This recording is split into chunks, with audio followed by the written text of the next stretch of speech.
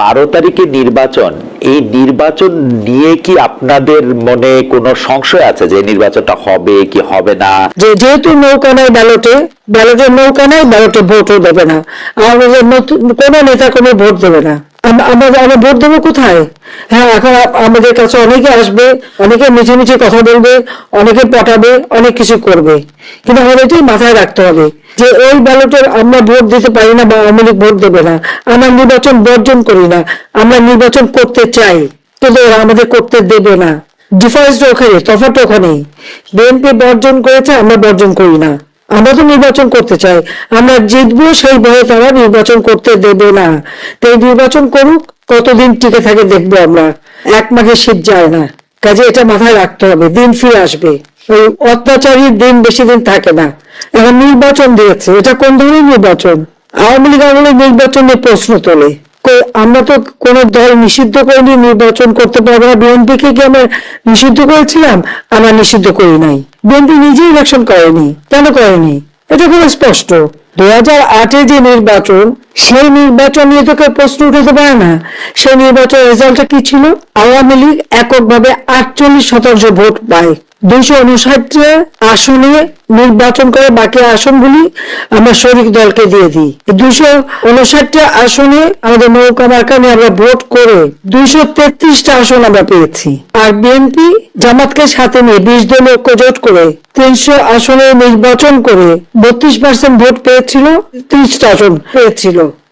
এই রেজাল্টের পর বিএনপি আর নির্বাচনই করতে চায়নি। 2014 সালে আমি নিজে তো খালেদা জিয়াকে প্রস্তাব রেখেছিলাম, পার্লামেন্টের যে কটা নির্বাচিত প্রতিনিধি আছে সকলকে নিয়ে নির্বাচনকালীন সরকার গঠন করে আসেন আমরা নির্বাচন করে আপনি যে মন্ত্রণালয় চান সেই মন্ত্রণালয়ে দেব।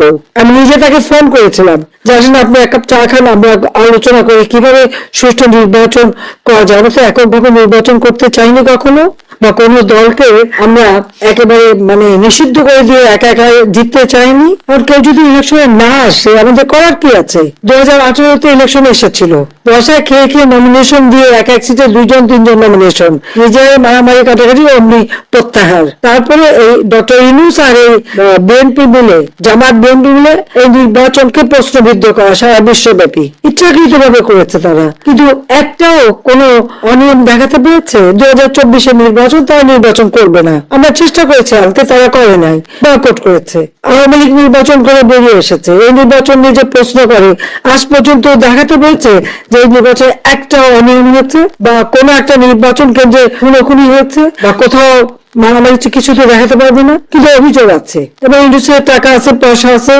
সেই পয়সা দিয়ে সারা বিশ্বব্যাপী অপপ্রচার করে বেড়াচ্ছে। কিন্তু আজকে যে নির্বাচন, কেন আওয়ামী লীগকে নিষিদ্ধ করা হলো? আওয়ামী লীগ কেন ইলেকশন করতে পারবে না? কেন আমাদের নৌকা থাকবে না? তার কারণটা খুব স্পষ্ট। তারা জানে যতই আমার বিরুদ্ধে বদনাম দিক, যতই আমাকে মৃত্যুদণ্ড দিক, আওয়ামী লীগ যদি ইলেকশনে অংশগ্রহণ করে তো জনগণ আওয়ামী লীগকে ভোট দেবে। তার কারণ তারা আওয়ামী লীগকে চায়, কারণ আওয়ামী লীগ সন্ত্রাস দমন করে মানুষের জীবনের নিরাপত্তা নিশ্চিত করেছে। আওয়ামী লীগ জনগণের আর্থসামাজিক উন্নতি করে তাদের মাথা পিছু আয় বৃদ্ধি করেছে, তারা খেয়ে পেয়ে সুখে ছিল, শান্তিতে ছিল।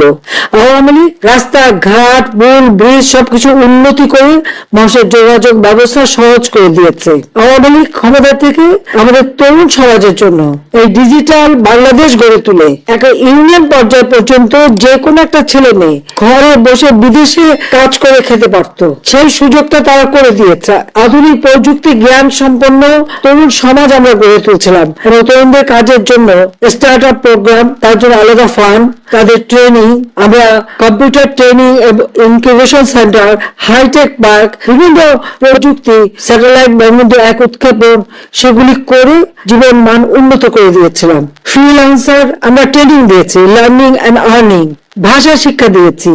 আমাদের বেকার সমস্যা আমরা দূর করেছিলাম, মাত্র 3% ছিল। যে কোনো একটা ছেলে নিজে একটু কাজ করে নিজে উদ্যোক্তা হয়ে সে করতে পারে। আজকে অর্থনীতির সম্পূর্ণ ধ্বংস। শেয়ার মার্কেটে লক্ষ কোটি টাকা পাঠিয়ে দিয়েছে বিদেশ, সব বাজার হচ্ছে, ব্যাংকের টাকা সব লুট করে খেয়ে যাচ্ছে। এবং ব্যাংকে টাকা গেলে তারা টাকা দিতে পারে না, ব্যবসায়ীরা পর্যন্ত পায় না, রানিং ক্যাপিটাল পর্যন্ত পায় না, একটার পর একটা সব বন্ধ হয়ে যাচ্ছে। এইরকম ভাবে একটা দেশকে কেউ হাতে তুলে ধ্বংস করে, তার মধ্যে এতটুকু দেশপ্রেম নেই। হ্যাঁ, আমাদের কষ্ট হচ্ছে আমার নেতা কর্মীদের, কারো ঘর নাই, বাড়ি নাই, বাড়িতে থাকতে পারে না, বা পরিবারের সাথে দেখা করতে পারে না, চিকিৎসা নিতে পারে না। তার উপর তাদের অত্যাচার, নির্যাতন যেভাবে গায়ে হাত তুলছে, কারা কারা করছে সমস্ত নাম তালিকা করে রাখতে হবে। আর আমার বিরুদ্ধে তো একটা তো হচ্ছে প্রায় 400-র উপরে মামলা, আমি হত্যা করেছি, তার উপর আবার মৃত্যুদণ্ড দিয়েই দিয়েছে। তা এখন আর ভয় কিসের? এই শাস্তি তো পেয়ে গেছি। ওই নির্বাচন সবাইকে বলে দিতে হবে জনগণকে যে আপনাদের ভোট কেন্দ্রে যাওয়ার দরকার নাই, ভোট তো নিজেরা ঘোষণা দিয়ে নেবে, তারপরে তাদের নির্বাচনে কি হয় সেটা আমরা দেখবো। এরপরে সরকার গঠন কারা করে কিভাবে চলে সেটা আমরা দেখবো। এই দেশটি গত 16 বছর যেই স্বৈরাচার পালিয়ে গিয়েছে, যেই স্বৈরাচারকে বাংলাদেশের জনগণ বিতাড়িত করেছে আন্দোলনের মাধ্যমে, সেই স্বৈরাচার এই দেশের প্রত্যেকটি ক্ষেত্রকে কিভাবে ধ্বংস করে দিয়ে গিয়েছে এটি আমরা জীবনের পরতে পরতে অনুভব করতে পারি। কিভাবে দেশের অর্থনৈতিক ব্যবস্থা ভেঙে দিয়ে গিয়েছে, কিভাবে দেশের আইন শৃঙ্খলা ভেঙে দিয়ে গিয়েছে, কিভাবে দেশের শিক্ষা ব্যবস্থাকে ধ্বংস করে দিয়ে গিয়েছে, কিভাবে দেশের স্বাস্থ্য ব্যবস্থাকে ধ্বংস করে দিয়ে গেছে, কিভাবে দেশের প্রাকৃতিক অবস্থাগুলোকে, নদী নালা খাল বিল বন জঙ্গলকে ধ্বংস করে দিয়ে গিয়েছে, কিভাবে দেশের কৃষি যেটাই বলি না কেন সব কিছুকে যেভাবে ধ্বংস করে দিয়ে গিয়েছে, এর ভুক্তভোগী কিন্তু এই দেশের মানুষ। এখন একটি রাজনৈতিক দল হিসাবে এবং এই মুহূর্ত পর্যন্ত আত্মবিশ্বাসের সঙ্গে আমরা বলতে পারি বাংলাদেশের জনপ্রিয় রাজনৈতিক দল হিসাবে বিএনপির দায়িত্ব হচ্ছে দেশকে সঠিকভাবে পরিচালনা করা। দেশের মানুষ যখন বিএনপিকে দেশের দায়িত্ব পরিচালনার দায়িত্ব দেবে। প্রিয় ভাই বোনেরা, যেদিন স্বৈরাচার পালিয়ে যায় আমাকে মহাসচিব সাহেব তখন ফোন করলেন, ফোন করে বললেন যে জাতীয় সরকার গঠিত করলে ভালো হয় কিনা, অথবা আমরা জাতীয় সরকারে যাব কিনা। তখন বিভিন্ন রকম একটা হেফাজত কন্ডিশন। আমি তখন বলেছিলাম যে আমরা জনগণের রায় মাথা পেতে নেব, আমরা জনগণের কাছে যাব, আমরা জনগণ যে সিদ্ধান্ত দিবে তাই আমরা মাথা পেতে নেব। কাজেই আমি সেই মুহূর্তে মনে করেছিলাম যে জাতীয় সরকারে আমরা যাব না, আমাদের লক্ষ্য আমাদের উদ্দেশ্য সবকিছু নিয়ে আমরা জনগণের সামনে দাঁড়াবো। আমরা স্লোগানে বলি যে জনগণই আমাদের সকল ক্ষমতার, রাজনৈতিক ক্ষমতার উৎস। কাজে জনগণই যদি আমাদের রাজনৈতিক ক্ষমতার উৎস হয়ে থাকে তাহলে কেন আমরা জনগণের সামনে গিয়ে দাঁড়াবো না? আমাদের লক্ষ্য বলবো দেশকে নিয়ে, জনগণকে নিয়ে, আমাদের উদ্দেশ্য বলবো দেশকে নিয়ে, জনগণকে নিয়ে, এবং জনগণ যে সিদ্ধান্ত দিবে আমরা মাথা পেতে সে সিদ্ধান্ত নিব। প্রিয় ভাই বোনেরা, তোমাদের নিশ্চয়ই মনে আছে আজকে থেকে প্রায় 3 বছর আগে বাংলাদেশে তখনও স্বৈরাচার বিপুল দাপটে এই দেশকে, দেশের মানুষের বাক স্বাধীনতার গলা টিপে রেখেছে, দেশের মানুষের রাজনৈতিক অধিকারের গলা টিপে রেখেছে। কিন্তু সেই রক্তচক্ষুকে উপেক্ষা করে আমরা দেশের মানুষের সামনে সংস্কার প্রস্তাব দিয়েছিলাম, যেটি 31 দফা হিসেবে পরিচিত সকলের কাছে, তাই নয়? মনে আছে নিশ্চয়ই তোমাদের। এই 31 দফার মধ্যে তোমরা 31 দফা মানুষের কাছে নিয়ে গিয়েছ। আজকে আমরা 31 দফার ভেতর থেকে বিভিন্ন শ্রেণীর মানুষের কিভাবে আমরা ভাগ্যের পরিবর্তন ঘটাতে পারি সংক্ষেপে তোমাদের সামনে আজকে 8টি সাবজেক্ট উপস্থাপন করা হয়েছে। এর মধ্যে আছে, এখানে এক বোন বলেছে সে ক্ষুদ্র জনগোষ্ঠীর প্রতিনিধিত্ব হিসেবে বলেছে, তার প্রশ্নটি অন্যরকম ছিল। অন্য অনেকেই বলেছে, শিক্ষা নিয়ে বলেছে, অনেক কিছু নিয়ে বলেছে। দেখো, বাংলাদেশ যখন 1971 সালে স্বাধীন হয়, সেই স্বাধীনতা যুদ্ধে লক্ষ লক্ষ মানুষ যুদ্ধ করেছে, লক্ষ লক্ষ মানুষ প্রাণ দিয়েছে যুদ্ধে। অর্থাৎ দেশটি স্বাধীন করার জন্য কিন্তু লক্ষ লক্ষ মানুষকে এক কাতারে এসে দাঁড়াতে হয়েছে।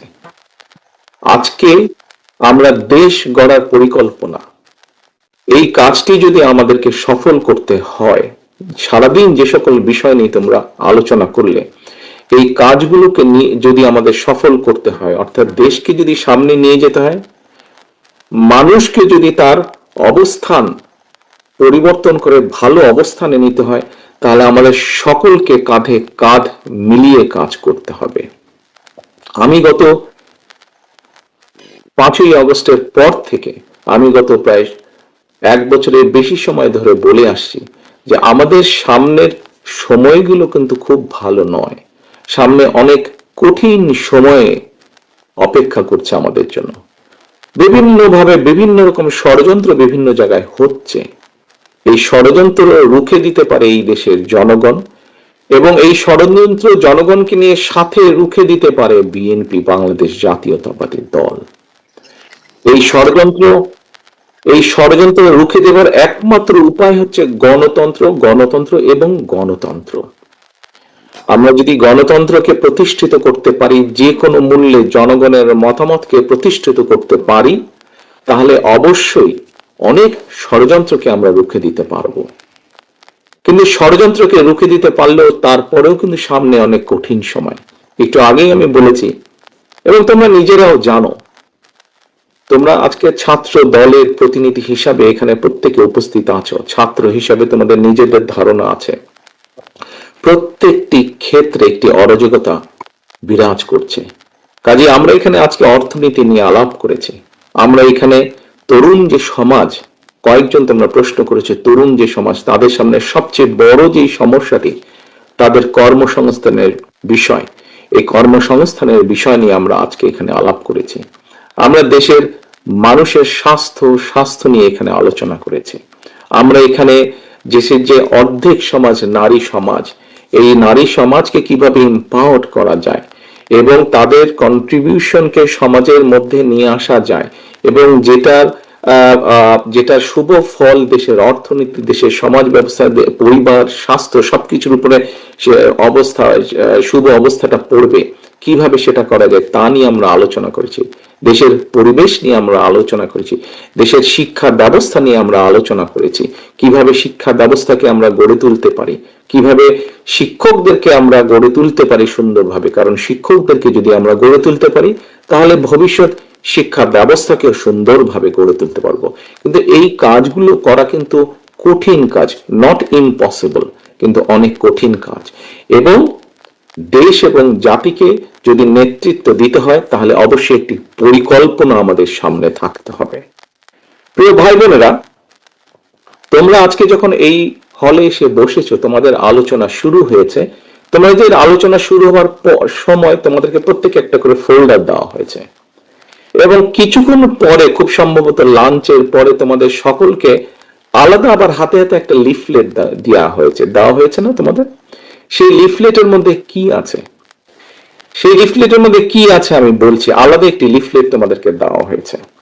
এখানে সোহেল, আজকে যে অনুষ্ঠান পরিচালনা করছে আমাদের জয়েন্ট সেক্রেটারি সোহেল, তার বক্তব্যে সোহেল কিন্তু একটি গুরুত্বপূর্ণ কথা বলেছে। আমি ব্যক্তিগতভাবে বিশ্বাস করি একটি বিষয়, আমরা যতগুলো পরিকল্পনা নিয়েছি, এই পরিকল্পনাগুলোকে সফল করতে হলে যেরকম আমাদের যোগ্য ব্যক্তিদেরকে বিভিন্ন জায়গায় দায়িত্ব দিতে হবে, কিন্তু তার থেকে 2টি বড় ইম্পর্টেন্ট বিষয় আছে, যেই 2টি বিষয়কে যে কোনো মূল্যে আমাদেরকে অ্যাড্রেস করতে হবে। এবং এই 2টি বিষয়কে যদি আমরা অ্যাড্রেস করতে না পারি, আমাদের পুরো জাতি এবং দেশ সংকটের মধ্যে পড়বে। কি 2টি বিষয়? 1, দুর্নীতি, যে কোনো মূল্যে দুর্নীতির লাগাম টেনে ধরতে হবে। 2, আইন শৃঙ্খলা পরিস্থিতি, যে কোনো মূল্যে আইন শৃঙ্খলা পরিস্থিতির লাগাম টেনে ধরতে হবে। দুর্নীতি ছেয়ে ফেলেছিল দেশকে, এবং 2001 সালে দায়িত্ব পাবার পরে কিভাবে খালেদা জিয়ার সরকার ধীরে ধীরে ধীরে ধীরে দুর্নীতির অবস্থার উন্নতি ঘটিয়েছিল, দুর্নীতি থেকে ধীরে ধীরে কিভাবে দেশকে বের করে নিয়েছিল, একটি আন্তর্জাতিক সংস্থার যে অ্যানালাইসিস, সেই অ্যানালাইসিস